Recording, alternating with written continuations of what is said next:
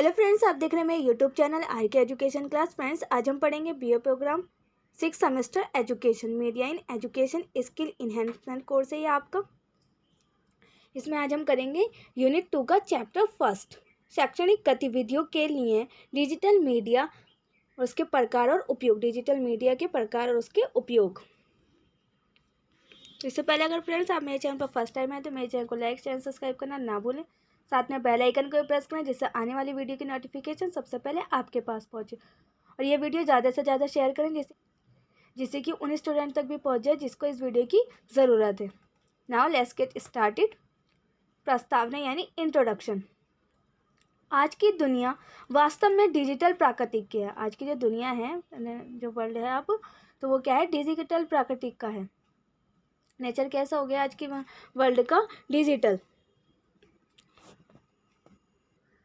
ICT सूचना और संचार प्रौद्योगिकी के क्षेत्र में हाल के नवाचारों और प्रगति ने सभी भौगोलिक, सामाजिक और सांस्कृतिक बाधाओं को दूर कर दिया है। आज के टेक्नोलॉजी ने सभी जो परेशानियां थी, भौगोलिक, सामाजिक और सांस्कृतिक जो भी बाधाएं थी, जो भी प्रॉब्लम थी, उन सबको दूर कर दिया है। जानकारी की उपलब्धता और समस्याओं के परे ज्ञान साझा करने के मामले में अब दुनिया वास्तव में एक छोटे से गांव की तरह बन गई है। अब रियलिटी में जो वर्ल्ड है वो एक छोटे से गांव की तरह, से गांव होते हैं उसकी तरह बन गया है, क्योंकि हम टेक्नोलॉजी के द्वारा इजीली कनेक्ट हो पाते हैं एक दूसरे से। एक शहर से दूसरे शहर में जाने की ज़रूरत नहीं है। कनेक्ट करने के लिए, कम्युनिकेट करने के लिए हम फ़ोन पर टेक्नोलॉजी के द्वारा बात कर सकते हैं। हमारे पास फ़ोन है, हमारे पास लैपटॉप है, कंप्यूटर है, जिससे कि हम अपनी कन्वर्सेशन को दूसरे व्यक्ति तक भी पहुँचा सकते हैं।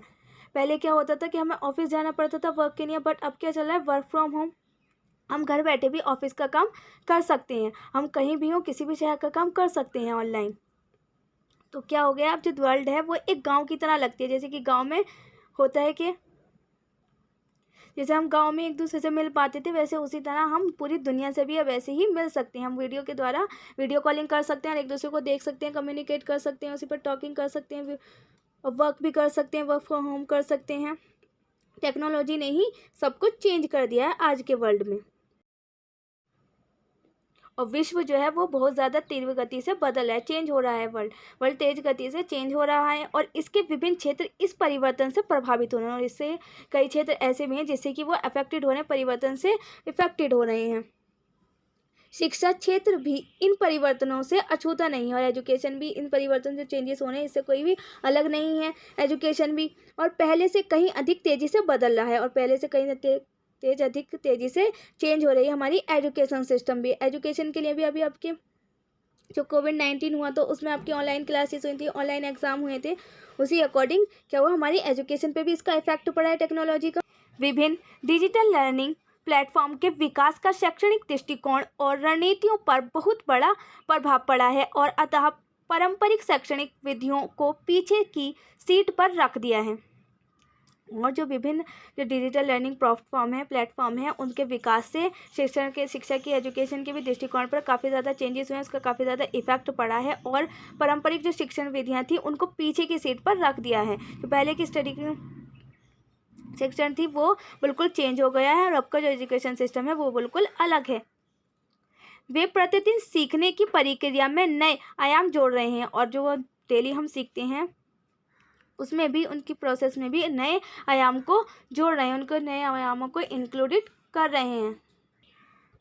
इसीलिए समकालीन समय में शिक्षा एक स्कूल की भौतिक कक्षाओं में पारंपरिक चाक और पाठ पद्धति तक सीमित नहीं है, यहाँ बहुत आगे बढ़ गए हैं और अपने दर्शन, दृष्टिकोण और शैक्षणिक रणनीतियों में विकसित हुई है।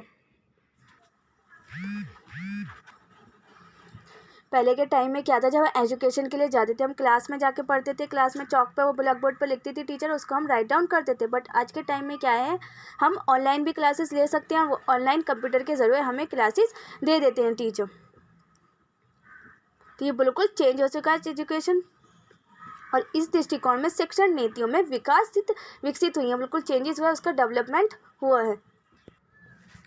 यहाँ विश्वव्यापी कोविड-19 महामारी के संदर्भ में शैक्षणिक प्रौद्योगिकी की भूमिका और क्षमता को समझने में भी बहुत महत्वपूर्ण है।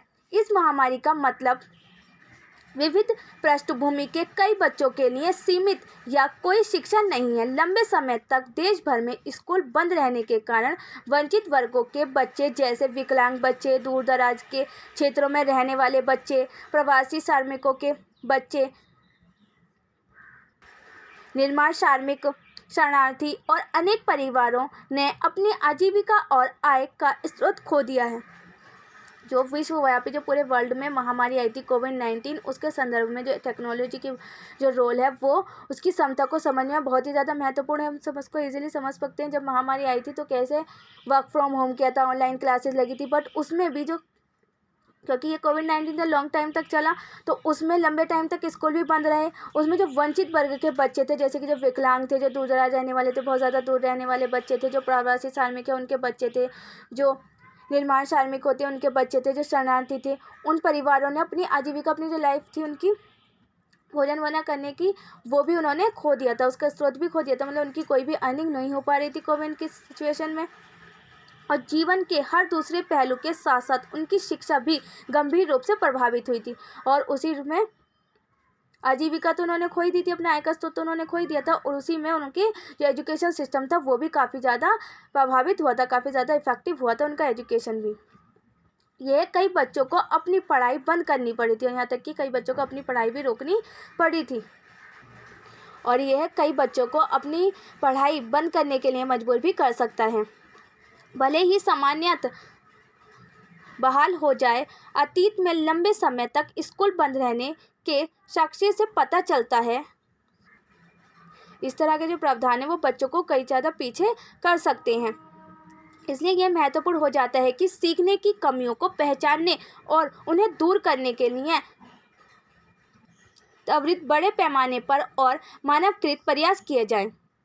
इसीलिए ऐसे प्रावधानों को, इन चीज़ों को रोकने के लिए कई ज़्यादा, उन कमियों को दूर करने के लिए उन कमियों को खोज करनी चाहिए कि किससे बच्चा पीछे रह सकता है, उसके एजुकेशन सिस्टम पे किसका इफेक्ट पड़ सकता है, उन कमियों को दूर करना चाहिए।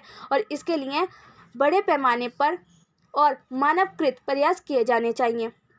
यह विशेष रूप से शुरुआती ग्रेड के मामले में है, और यह विशेष रूप से किसके लिए है, शुरुआती ग्रेड के मामले में है, जहाँ सीखने की प्रगति के लिए ठोस आधारभूत कौशल आवश्यक हैं। जहाँ सीखने की प्रगति के लिए ठोस आधारभूत स्किल्स की आवश्यकता है, जबकि संग्राम परिदृश्य काफ़ी कठोर है और शिक्षण अधिगम के पिछले स्तर तक पहुंचने में समय लगेगा। हालांकि वर्तमान संदर्भ में डिजिटल मीडिया काफ़ी हद तक शिक्षण प्रणाली के तर्कहार के रूप में आया है। हम सभी ये स्वीकार करेंगे कि केवल इसीलिए कि डिजिटल तकनीक और उपकरण पहले से मजबूत थे, स्कूल चल पाए और बच्चे ऑनलाइन वर्चुअल कक्षाओं की मदद से अपनी पढ़ाई जारी रख पाए। इसीलिए विश्वव्यापी संकट की इस अवधि में शैक्षणिक अधिगम के डिजिटल मोड ने कई बाधाओं को दूर करने में मदद की, जो लोगों के शारीरिक रूप से बाध्य कक्षाओं और स्कूलों में गुणवत्तापूर्ण शिक्षा प्राप्त करने से रोक रही थी। In present time digital media ने काफ़ी हद तक शैक्षणिक शिक्षा के लिए, एजुकेशन के लिए काफ़ी हद तक हेल्प की, जिससे कि ऑनलाइन क्लासेस हो पाएँ। डिजिटल टेक्नोलॉजी के कारण ही ऑनलाइन क्लासेस हो पाएँ और बच्चों की वर्चुअल क्लास हो पाएँ, उसकी मदद से, जिससे कि बच्चों की पढ़ाई में कोई भी प्रॉब्लम नहीं हुई। उन्होंने ऑनलाइन क्लासेस ली जिससे कि उनकी एजुकेशन में कोई प्रॉब्लम नहीं आई, और जो लोगों को शारीरिक रूप से बाध्य कक्षा और स्कूलों में गुणवत्तापूर्ण शिक्षा प्राप्त करने से रोक रही थी, बट वो एजुकेशन टेक्नोलॉजी की वजह से कम हुई और इससे बच्चों की क्लास हो पाई और बच्चों की एजुकेशन पर कोई ज़्यादा इफेक्ट नहीं पड़ा। अदरवाइज टेक्नोलॉजी नहीं होती तो बच्चों की क्लास नहीं लग पाती, और कोविड की सिचुएशन में बच्चे ना ही तो स्कूल जा पाते और ना ही वो अपनी एजुकेशन को ले पाते। बट टेक्नोलॉजी की वजह से बच्चों ने काफ़ी हद तक क्लास ली। कुछ ही की रह गई क्लास, क्योंकि जो दूर दराज थे, काफ़ी ज़्यादा लॉन्ग टाइम था उनका, उनके पास फ़ोन नहीं थे, उनकी बच्चों की क्लास नहीं लग पाई। साथ ही हाल के दिनों में विभिन्न शोधों के माध्यम से यह महसूस किया गया है कि शिक्षार्थियों के लिए शैक्षिक अनुभव सार्थक और अधिक समृद्ध हो जाता है यदि उन्हें मल्टीमीडिया शैक्षणिक दृष्टिकोण के माध्यम से पढ़ाया जाता है। और साथ ही हमें ये भी पता चला, हाल के दिनों में हमें ये भी पता चला रिसर्च के द्वारा कि शिक्षार्थियों के लिए शिक्षण अनुभव और भी ज़्यादा समृद्ध हो जाता है अगर उन्हें मल्टीमीडिया के द्वारा पढ़ाया जाता है। उनको मल्टीमीडिया के द्वारा शिक्षण दृष्टिकोण के माध्यम से उनको पढ़ाया जाता है तो वो उनके लिए और भी ज़्यादा उपयोगी हो जाता है। मल्टीमीडिया का उपयोग बेहतर संचार में मदद करता है। मल्टीमीडिया का जो उपयोग है वो बेहतर संचार में, बेहतर कम्युनिकेट करने में हमारी हेल्प करता है। डिजिटल मीडिया शिक्षा में बहुमीडिया के सबसे महत्वपूर्ण और हालिया आयामों में से एक है। इसने शिक्षा को प्राकृतिक में अधिक सुलभ, न्यायसंगत और गुणात्मक बनाने में मदद की है। और इसने बहुमीडिया यानी कि डिजिटल मीडिया ने शिक्षा को प्राकृतिक में अधिक सुलभ, न्यायसंगत और गुणात्मक बनाने में भी हेल्प की है। डिजिटल मीडिया ने डिजिटल के मीडिया के द्वारा हमारी जो पढ़ाई है वो काफ़ी ज़्यादा ईजी हो गई है। यह अब परिवर्तन का वाहक है और ये अब चेंजेस का वाहक है। जो डिजिटल मीडिया है वो अब चेंजेस का वाहक है, एक चेंजेस का वाहक है। Artificial intelligence, robotics, nano technology जैसी नवीनतम तकनीकों का विकास शिक्षण रणनीतियों के विकास पर भारी प्रभाव डाल रहा है। फेसबुक, इंस्टाग्राम, ट्विटर, लिंक्डइन आदि जैसे विभिन्न डिजिटल टूल और प्लेटफॉर्म ने सभी उम्र के लोगों को सुविधा प्रदान की है। और फेसबुक, इंस्टाग्राम, ट्विटर, लिंक्डइन आदि जो प्लेटफॉर्म हैं, डिजिटल टूल हैं, उन्होंने भी काफ़ी ज़्यादा सभी उम्र के लोगों के लिए काफ़ी ज़्यादा सुविधा प्रदान किया, काफ़ी ज़्यादा उपयोग में आए हैं। वो कोविड के सिचुएशन में काफ़ी ज़्यादा उनसे हेल्प हुई है। फेसबुक, इंस्टाग्राम, ट्विटर, इन पर ज़्यादा जो सभी उम्र के लोगों ने इनका उपयोग किया है और इनसे काफ़ी ज़्यादा उनकी हेल्प भी हुई है। और विभिन्न सामाजिक समूहों में अपने विचारों को साझा करने और वस्तुतः सामाजिकरण करने में उनकी मदद की है। और विभिन्न सामाजिक समूहों में अपने विचारों को साझा करने, अपने विचारों को डिस्ट्रीब्यूट करने, उनसे इंटरप्ट करने, उनसे कम्युनिकेट करने में काफ़ी ज़्यादा हेल्प हुई है और सामाजिकरण करने में उनकी मदद की है। विभिन्न दैनिक जीवन की आवश्यक गतिविधियां जैसे खरीदी, बैंकिंग, आधिकारिक बैठक, स्कूल कॉलेज की कक्षाएं और शिक्षण डिजिटल मीडिया के माध्यम से ही हो रहे हैं। और काफ़ी सारी चीज़ें जो अब आज के दैनिक जीवन की होती हैं वो भी काफ़ी सारी जो गतिविधियां हैं जैसे कि खरीदने की, बेचने की, बैंकिंग, आधिकारिक बैठकें, स्कूल कॉलेज की कक्षाएं और शैक्षणिक डिजिटल मीडिया के माध्यम से ही हो रही हैं। लोग डिजिटल सीखने की ओर कदम बढ़ा रहे हैं और लोग भी जो पीपल हैं वो भी डिजिटल सीखने की ओर अपना कदम बढ़ा रहे हैं। वो भी अपने उत्सुक हो रहे हैं डिजिटल सीखने में, टेक्नोलॉजी को गेन करने के लिए वो भी इच्छुक हो रहे हैं क्योंकि एड टेक फॉर्म उन्हें अपने ऑनलाइन कार्यक्रमों के माध्यम से लाइव और इंटरेक्टिव होने और कभी भी कहीं भी डिजिटल प्रारूप में सीखने की सुविधा प्रदान कर रहे हैं। लोग डिजिटल सीखने की ओर अपना कदम बढ़ा रहे हैं, अपने एफर्ट डाल रहे हैं वो डिजिटल सीखने के लिए। और क्योंकि एड टेक फॉर्म उन्हें अपने ऑनलाइन कार्यक्रमों के माध्यम से लाइव और इंटरेक्टिव होने और कभी भी कहीं भी डिजिटल प्रारूप में सीखने की सुविधा प्रदान कर रहे हैं। यह नवीनतम प्रौद्योगिकियां बाजार में रोजगार के अवसरों को भी बदल रही हैं और ये जो न्यू टेक्नोलॉजी आ रही हैं वो बाजार में रोजगार के जो अवसर हैं उनको भी चेंज कर रही हैं, उनमें भी बदलाव ला रही हैं। नौकरियों की प्राकृतिक में तेजी से बदलाव को ध्यान में रखते हुए नौकरी उद्योग की भविष्य की मांगों को पूरा करने के लिए नए कौशल और समझ की आवश्यकता होगी। इसीलिए यह महत्वपूर्ण है कि शैक्षणिक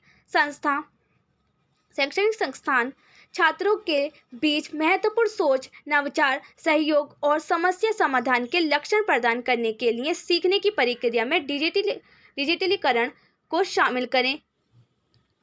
यूनेस्को के अनुसार शिक्षा में ICT, सूचना और संचार प्रौद्योगिकी का उपयोग किया जा सकता है।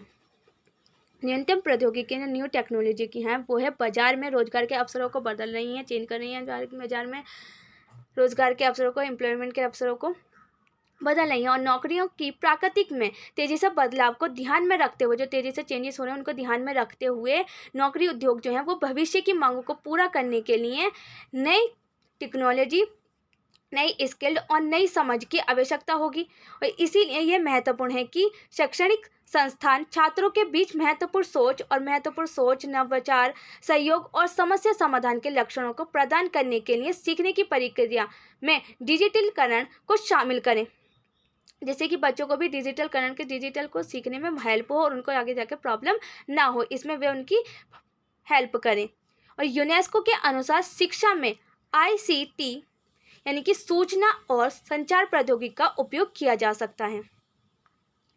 प्रशासनिक दक्षता के सुधार, शिक्षकों और छात्रों को शिक्षण अधिगम सामग्री का वितरण करना और शिक्षकों और छात्रों के ICT कौशल में सुधार करना, यानी कि शिक्षकों और छात्रों के जो टीचर्स और स्टूडेंट की सूचना और संचार प्रौद्योगिकी में भी सुधार करना, उनमें इम्प्रूवमेंट करना। शिक्षकों और छात्रों को दुनिया भर में सूचना से स्रोतों तक पहुंचने की सुविधा देना और शिक्षकों और छात्रों को दुनिया भर में सूचनाओं को स्रोतों तक पहुंचने की जो जितने भी प्रोसेस है उनसे पहुंचने की, उसमें उनकी हेल्प करना, उन्हें सुविधा देना। शिक्षा और सीखने पर विचार साझा करना और शिक्षा और एजुकेशन और सीखने पर लर्निंग पर उन पर विचार साझा करना, उनके साथ विचारों को डिस्ट्रीब्यूट करना, उनके साथ कम्युनिकेट करना। संयुक्त संभावनाओं पर सहयोग करना, जो संयुक्त संभावनाएं उन पर भी सहयोग करना। दूरस्थ स्थान से पाठ का संचालन करना और दूरस्थ जो स्थान है उनसे भी पाठ का संचालन करना। इस प्रकार डिजिटल युग में रहते हुए जिस तरह से हम शिक्षा की नई प्रक्रियाओं को बदलते हैं वह बदल रहा है। डिजिटल युग में सीखना केवल किसी विशिष्ट सॉफ्टवेयर पैकेज या क्लाउड कंप्यूटर सेवा का उपयोग करने के बारे में नहीं है। अतः डिजिटल युग में छात्र अलग तरह से कार्य करते हैं, यानी कि डिजिटल जो युग है उसमें छात्र जो स्टूडेंट जो है वो अलग तरह से कार्य करते हैं, अलग तरह से सोचते हैं और अलग तरह से सीखते हैं। इसीलिए शिक्षक को 21वीं सदी के लिए प्रासंगिक बनाए रखने के लिए शैक्षणिक संस्थानों में मल्टीमीडिया तकनीकों के उपयोग को आवश्यक माना जाता है। जो डिजिटल युग के छात्र हैं वो अलग तरह से कार्य करते हैं, अलग तरह से सोचते हैं और अलग तरह से ही सीखते हैं। इसीलिए जो 21वीं सदी की जो एजुकेशन है उसमें प्रासंगिक बनाए रखने के लिए शैक्षणिक संस्थानों में मल्टीमीडिया टेक्नोलॉजियों के उपयोग को आवश्यक माना जाता है। अब फ्रेंड्स, डिजिटल मीडिया का अर्थ, meaning of digital media. Digital media नवीनतम प्रगति है। डिजिटल मीडिया क्या है? जो नवीनतम प्रगति है और मल्टीमीडिया के रूपों में से एक है, मल्टीमीडिया के रूपों में से ही एक है डिजिटल मीडिया।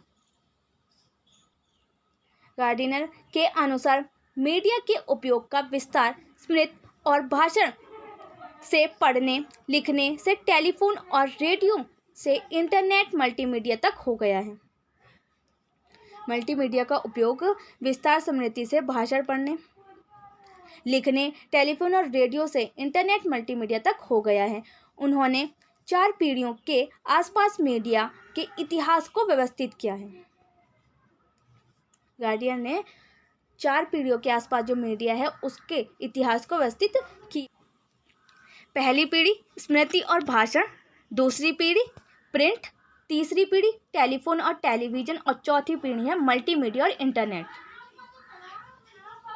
शिक्षा में डिजिटल मीडिया का उपयोग हर दिन तेज़ी से बढ़ रहा है। शिक्षा में, एजुकेशन में डिजिटल मीडिया का उपयोग जो है वो एवरीडे इंक्रीज़ हो रहा है, डे बाई डे इंक्रीज़ हो रहा है और यह शिक्षा के पारंपरिक रूपों को पीछे छोड़ रहा है और जो ये शिक्षा के जो पारंपरिक रूप थे उनको पीछे छोड़ रहा है डिजिटल मीडिया का उपयोग।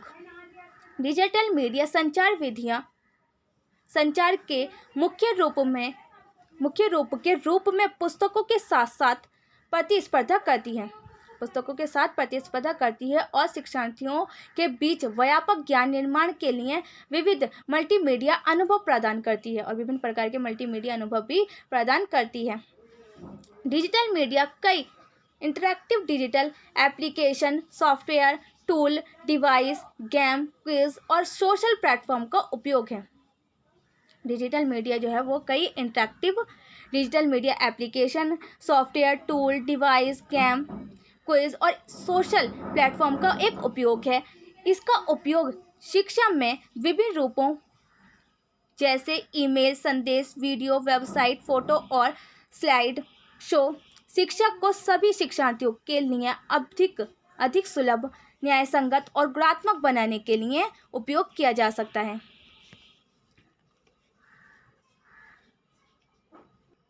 डिजिटल मीडिया क्या है? कई तरह की इंटरेक्टिव डिजिटल एप्लीकेशन है, सॉफ्टवेयर है, टूल है, डिवाइस है, गेम है, क्विज के द्वारा, सोशल प्लेटफॉर्म का उपयोग के द्वारा हम कर सकते हैं डिजिटल मीडिया। और ये शिक्षा में भी काफ़ी ज़्यादा उपयोगी है, जैसे कि ईमेल के द्वारा संदेश भेज सकते हैं हम ईमेल के द्वारा, वीडियो के द्वारा हम पढ़ सकते हैं, वेबसाइट के द्वारा हम उस पर जो वेबसाइट पर आ रहा है उसको हम रीड कर सकते हैं, फोटो के द्वारा या स्लाइड शो के द्वारा।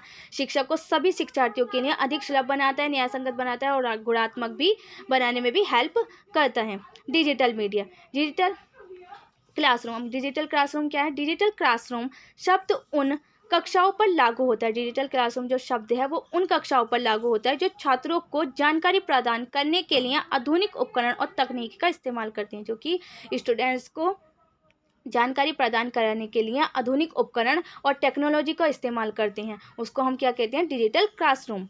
जहाँ गुणवत्तापूर्ण शिक्षा होती है, जहाँ पर कि गुणवत्तापूर्ण शिक्षा होती है। नए पाठ सीखने के लिए वे उस जानकारी का उपयोग ऑनलाइन या पारंपरिक कक्षा में अपने शिक्षकों और साथी छात्रों के साथ करते हैं। जहाँ कि वो नए लेसन को सीखने के लिए, नए पाठ को सीखने के लिए वे उस जानकारी का उपयोग ऑनलाइन करते हैं या पारंपरिक कक्षा में अपने शिक्षकों के साथ और अपने साथियों के साथ करते हैं। तो हम उसे क्या कहते हैं? Digital classroom. डिजिटल तकनीकें, डिजिटल टेक्नोलॉजी, डिजिटल प्रौद्योगिकियों को सभी उपकरणों, सामग्री, संसाधनों, मंचों, सेवाओं और उन लोगों के रूप में परिभाषित किया जाता है जिन्हें डिजिटल रूप में परिवर्तित या वितरित किया जा सकता है। डिजिटल प्रौद्योगिकी जो उपकरण हैं, जो सामग्री, साधन, मंच, सेवाएं और उन लोगों को रूप में परिभाषित किया जा सकता है जो कि डिजिटल रूपों में परिवर्तित जिनको बदल सकते हैं या वितरित किया जा सकता है, जिन्हें शिक्षण और सीखने के विभिन्न लक्ष्यों को साकार करने के लिए तैनात किया जा सकता है, जिनको कि शिक्षण करने के लिए, एजुकेशन लेने के लिए, सीखने के लिए, लर्निंग करने के लिए जिनको हम तैनात कर सकते हैं, उनको हम क्या कह सकते हैं? डिजिटल तकनीकें। ये विभिन्न संसाधनों तक पहुंच बढ़ाता है और ये विभिन्न संसाधनों तक हमारी पहुंच को बढ़ाता है डिजिटल तकनीकें, और क्षमता निर्माण के साथ साथ शैक्षणिक प्रणाली के प्रबंध में मदद करता है, और क्षमता के साथ साथ हमारी शैक्षणिक प्रणाली को में भी मदद करता है। इसमें न केवल हार्डवेयर उपकरण जैसे कंप्यूटर और सॉफ्टवेयर एप्लीकेशन शामिल हैं, इंटरैक्टिव डिजिटल सामग्री, इंटरनेट और अन्य उपग्रह संचार भी शामिल है।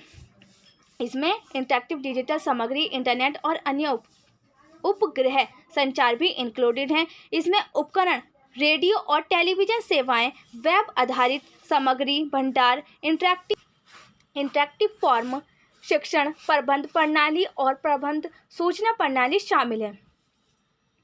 स्कूल शिक्षा में सूचना और संचार प्रौद्योगिकी पर राष्ट्रीय नीति 2012। ICT शब्द, ICT सूचना और संचार प्रौद्योगिकी भी डिजिटल मीडिया प्रौद्योगिकियों के लिए आमतौर पर इस्तेमाल किए जाने वाला शब्द है। ICT जो है वो भी आमतौर पर डिजिटल मीडिया के रूप में ही उपयोग किया जाने वाला शब्द है। हालांकि यह आमतौर पर कंप्यूटर से जुड़ा हुआ है, लेकिन ये क्या है कि कंप्यूटर से जुड़ा हुआ है ITC, लेकिन इसमें टेलीविज़न, रेडियो, हैंडहेल्ड डिवाइस और विभिन्न संचार तकनीकों जैसे टेलीफोन और नेटवर्क जैसी तकनीकों की एक विस्तारित श्रृंखला शामिल होती है।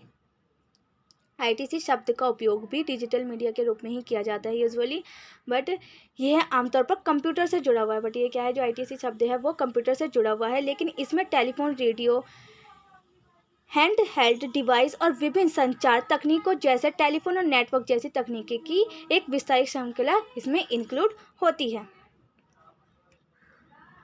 आज के लिए फ्रेंड्स बस इतना ही। नेक्स्ट वीडियो में करेंगे हम शिक्षा में डिजिटल मीडिया, एजुकेशन में डिजिटल मीडिया का उपयोग किस प्रकार है, ये हम नेक्स्ट वीडियो में करेंगे। उम्मीद है फ्रेंड्स आपको वीडियो पसंद आएगी। वीडियो कैसी लगी कमेंट बॉक्स में लिखकर ज़रूर बताना।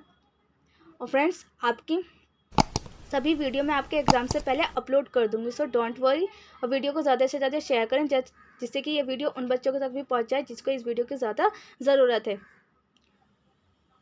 और ऐसी इंटरेस्टेड वीडियो देखने के लिए मेरे चैनल को लाइक शेयर सब्सक्राइब करना ना भूलें। साथ में बेल आइकन को प्रेस करें जिससे आने वाली वीडियो की नोटिफिकेशन सबसे पहले आपके पास पहुंचे। अगर आपको किसी और टॉपिक पर वीडियो चाहिए तो आप मुझे कमेंट बॉक्स में बता सकते हैं। वीडियो कैसी लगी ये भी कमेंट बॉक्स में लिखकर ज़रूर बताएं। Thanks for watching.